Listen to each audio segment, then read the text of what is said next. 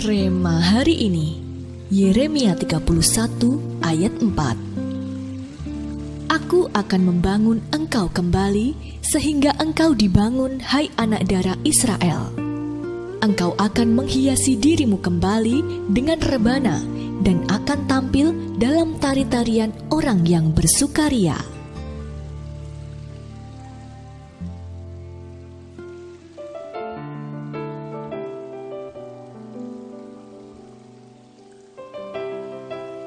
Disayang, kata itu diteriakkan Kesia pada ayahnya di suatu pagi. Ayahnya yang sedang bersiap-siap ke kantor tidak tahu apa yang dimaksud Kesia.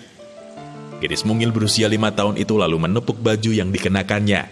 Di bagian depan baju itu tertulis kata, disayang. Ayah Kesia pun memeluknya dengan hangat, dan anak itu tersenyum bahagia.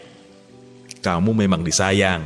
Senyum Kesia makin lebar, dan sambil melompat, ia pergi sambil terus mengulang kata itu. Aku disayang, aku disayang. Bagi ayah Kesia, momen sederhana tadi terasa begitu sempurna. Dalam interaksi spontan dan indah, ayahnya melihat wajah putri kecilnya yang berseri-seri karena mengalami rasanya menerima kasih yang tak bersyarat. Sukacita sangat jelas terlihat. Kesia tahu bahwa tulisan di bajunya benar-benar sesuai dengan perasaan ayahnya kepadanya. Terkadang, kita lupa bahwa Allah Bapa sungguh-sungguh mengasihi kita dengan kasih yang tak terbatas. Ketika kita mengalami kesusahan dan pencobaan yang berat, kita mulai meragukan kasih Allah kepada kita. Nabi Yeremia mengingatkan kita dalam Yeremia pasal 31 ayat 3-4 bahwa Bapa mengasihi kita dengan kasih yang kekal. Allah pun akan memulihkan keadaan kita setelah mengalami masa kesusahan yang besar. Dia akan mengubah ratap tangis menjadi tari-tarian sukaria, dan kita akan dibangun kembali dengan lebih besar dan lebih cepat dari sedia kala. Saat ini memang keadaan masih kacau dan belum sepenuhnya pulih. Masih banyak hal yang perlu kita benahi akibat pandemi yang melanda dunia. Namun, janganlah takut dan cemas.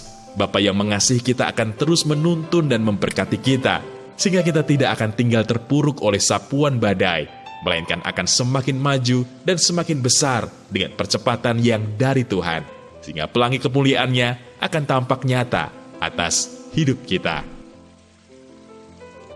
Seberapa besar dampak yang diakibatkan pandemi saat ini pada kehidupan Anda? Apa yang Anda lakukan dalam menghadapi masa-masa kesusahan?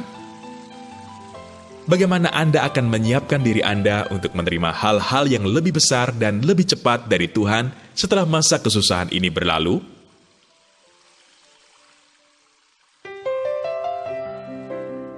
Tuhan Yesus, kami sangat bersyukur punya Bapa yang begitu mengasihi kami dengan kasih yang kekal dan tak terbatas.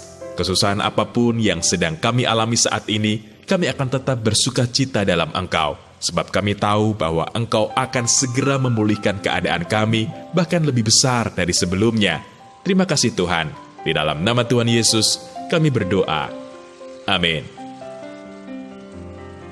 Hal-hal yang lebih besar dan lebih cepat akan Tuhan kerjakan setelah masa kesusahan besar.